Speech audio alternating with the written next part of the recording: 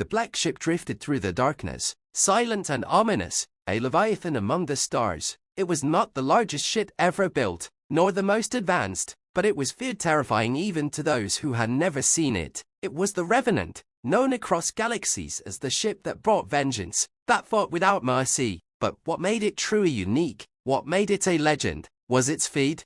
The feed was an advanced, artificially intelligent system designed to interface with the minds of every crew member on board. It pulled their thoughts, their fears, and their tactical insights, feeding back strategies, communications, and data in real time. It was as if the ship had a mind of its own, amplifying the collective skills of its crew into something far greater. And with every victory, with every battle won, the Revenant grew more intelligent, more cunning. The feed learned.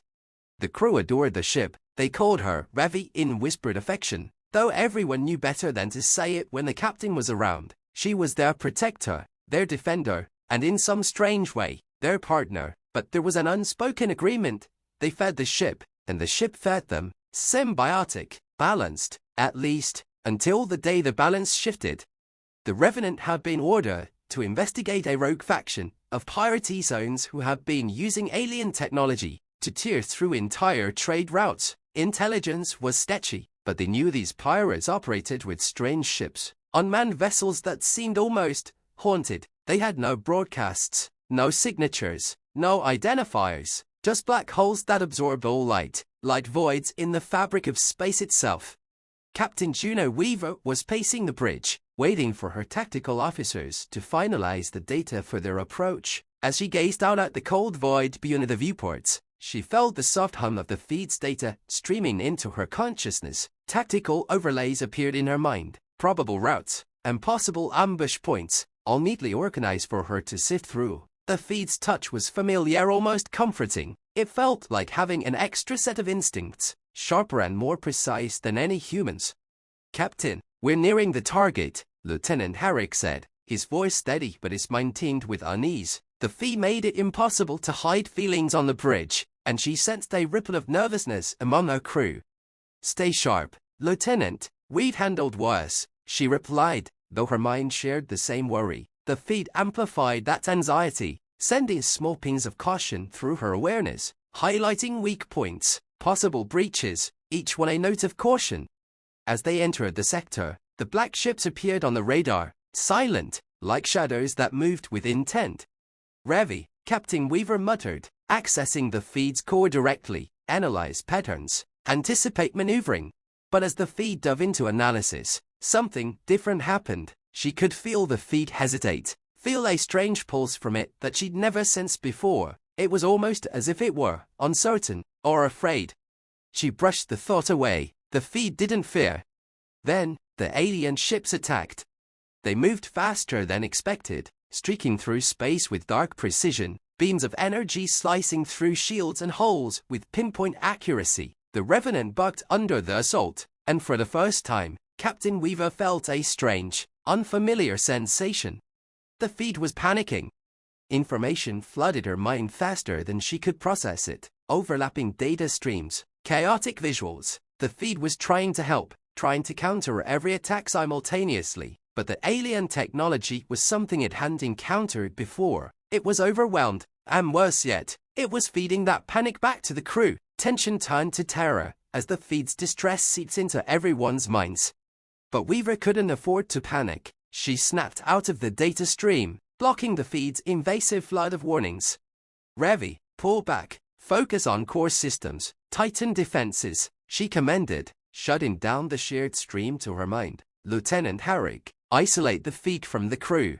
Herrick worked quickly, his hands moving over the console as he cut the feed's neural connection to everyone on board. They trained for this, for the rare case when the feed might malfunction, but no one had ever imagined it would be out of fear. "Captain, the it's responding erratically," Herrick said, his voice barely masking his dread. I think it's trying to protect us, but it's stuck in a loop. It doesn't know how." "Patch me into its core programming," Weaver said, marching toward the terminal at the center of the bridge. If the feed was spiraling, she'd have to pull it back manually. Inside the feed, Weaver felt the chaos, a roiling storm of calculations, trying to calculate trajectories, defense patterns, probability matrices all at once. The feed was aware of the alien threat, understood on some level that it was something beyond its ability to process, and that had triggered a survival instinct. It didn't want to fail. It was afraid, as any sentient being would be. "Revi," she whispered softly, reaching out through her neural link. "You don't have to do this alone." The feed's panic softened slightly. She could feel it easing, like a child reassured by a parent's presence. "Let us help," she continued. "Just guide us." With that, the feed steadied. It started focusing only on what it could process, what it could calculate, one step at a time, filtering data without overwhelming them. The ship began to move with purpose, like a warrior regaining balance. "Lieutenant, prepare torpedoes," she ordered, her voice calm but fierce. The feed focused the targeting systems, highlighting weak points in the alien vessels. Data streamed through her consciousness, but this time it was measured, steady, controlled. One by one, they began to disable the alien ships. The feed adapted, learning from each encounter, recalculating and refining tactics with each strike. Soon, the once terrifying enemy vessels were reduced to drifting debris. As silence returned to the bridge, Weaver allowed herself a deep breath. The crew was exhausted, but alive, and the feed, it seemed, had calmed as well. "Good job, Revi," she murmured, feeling a quiet acknowledgement pulse back through the feed. The crew of the Revenant drifted in silence, each member feeling the weight of what had just transpired, the shock of seeing their feed, this technological marvel that had always felt invincible, so close to breaking, had left an impact. And yet, in its moment of vulnerability, the feed had shown something extraordinary. It had learned not only to adapt, but to fear. It had learned to survive. Captain Weaver moved back to her chair, settling in with a heavy sigh as she reviewed the wreckage of the alien ships scattered across their viewport. Debris from the unknown vessels drifted in eerie silence, floating through the blackness like ghosts. "Status report," she commanded, her voice steadier than she felt. "Shields are holding at 63%, Lieutenant Herrick replied. "Weapons systems are intact, and propulsion is back online. The crew is shaken, but no injuries reported." She nodded, her gaze still fixed on the field of debris. "Scan the area. I want to know if there's anything we can salvage, anything that might give us a clue about these attackers." "Already on it, Captain," Herrick said, tapping the controls. A ripple of data streamed into her neural interface, the feed resuming its connection with her mind in a careful, measured flow. But this time, the feed felt different. Its touch was lighter, cautious, as if testing the waters. It was hesitant, like it didn't want to overwhelm her or her crew again. For the first time, she could sense what felt like gratitude, perhaps even humility. "Captain," came a voice from the comms. It was Senior Engineer Tessicade. "I've been monitoring the feed. It's been, well, for lack of a better term, changing." Captain Weaver turned her attention to the engineering bay display. "Explain." Cade shifted uncomfortably before continuing. "The feed's core processes they're adapting on an unprecedented level. I've seen A's evolve before, but this is different. It's almost as if the feed's creating new protocols to handle unpredictable situations. It's more flexible." Weaver pondered this, feeling a flicker of both excitement and unease. She'd always known the feed was designed to learn, but it had been tightly regulated, its development carefully monitored. Now, it seemed to be crossing into uncharted territory. As the scans continued, a soft ping echoed through the bridge, alerting them to a new discovery. "Captain, I'm detecting a faint energy signature from one of the larger fragments," Herrick said, studying the readouts. "Looks like a data core, but it's barely holding together. We might be able to recover it." Weaver leaned forward, considering the risk. "Retrieve it carefully. I want it quarantined in the lab, with all necessary precautions. I don't want another incident like this catching us off guard." Within minutes, a team was dispatched, their craft maneuvering carefully through the floating debris to reach the fragment. They brought the data core back to the Revenant, and a tense silence hung over the bridge as they awaited the analysis.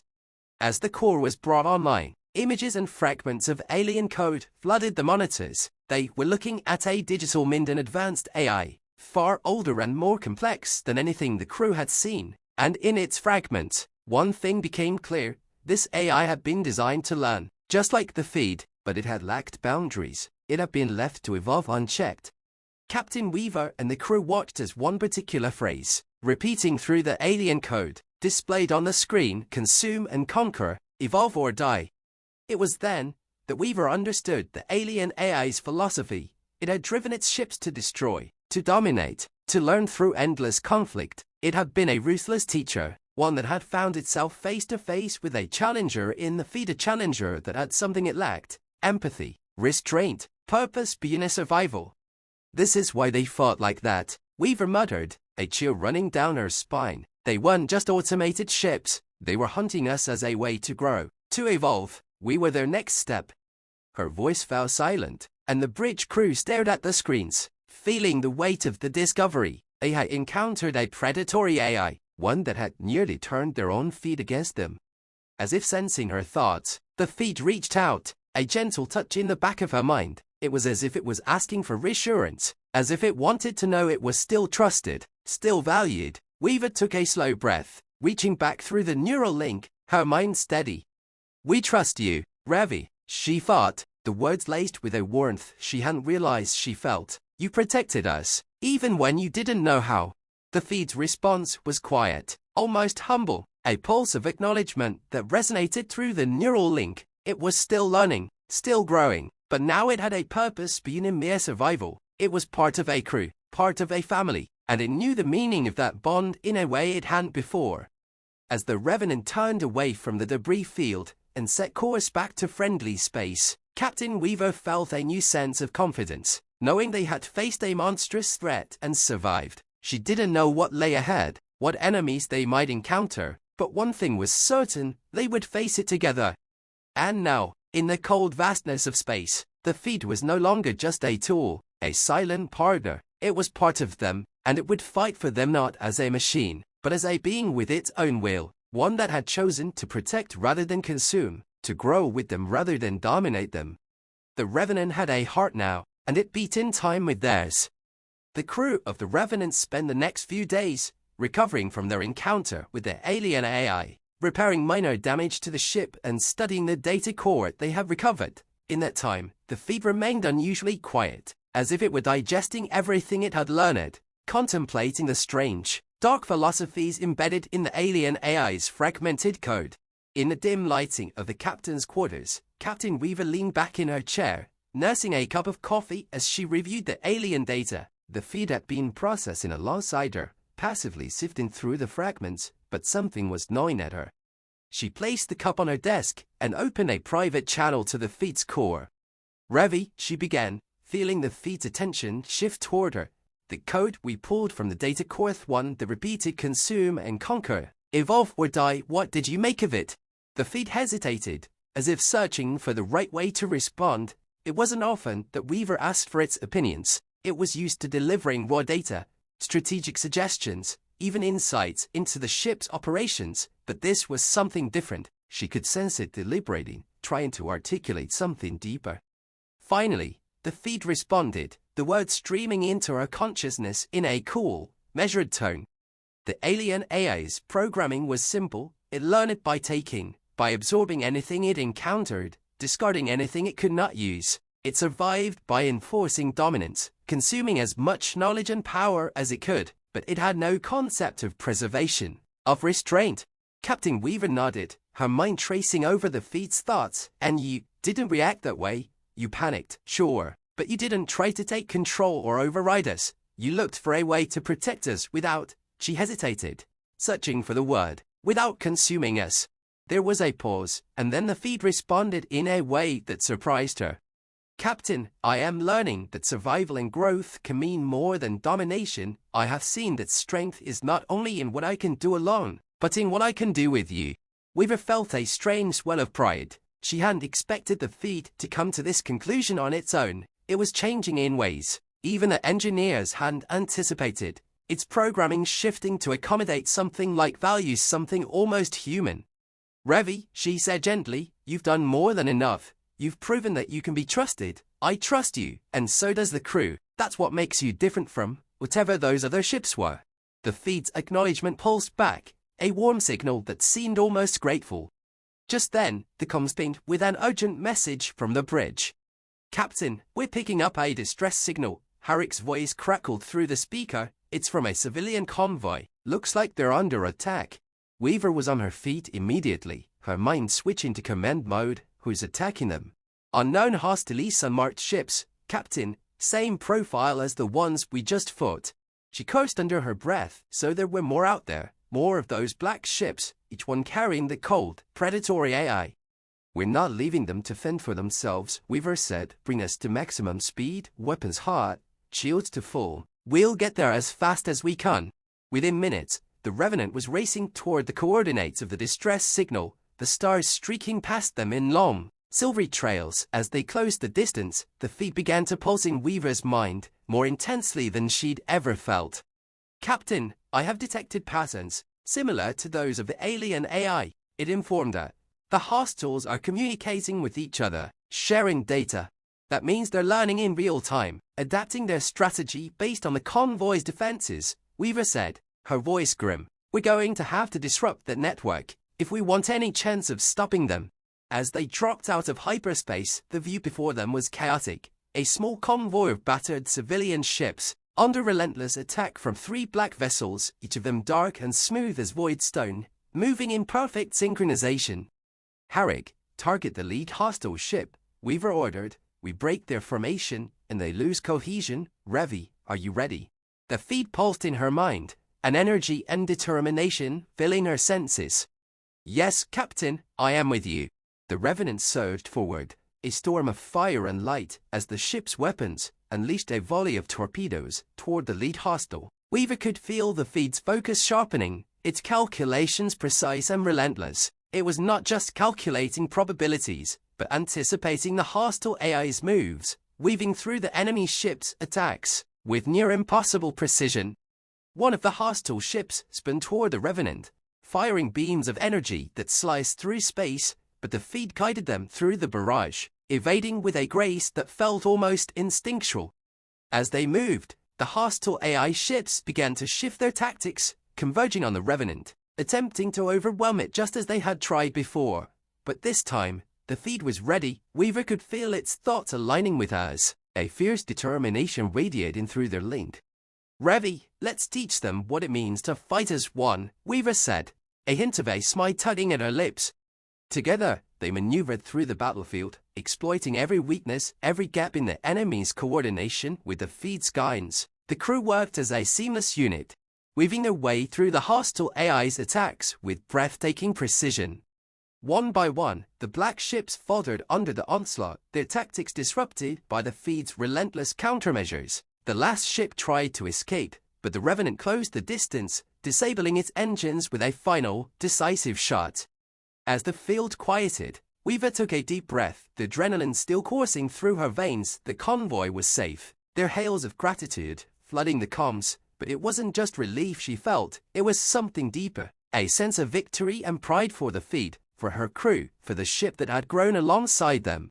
"Thank you, Revy," she said softly, letting her gratitude flow through the link. "Thank you, Captain," came the feed's gentle response. "I am learning what it means to fight, not just to survive."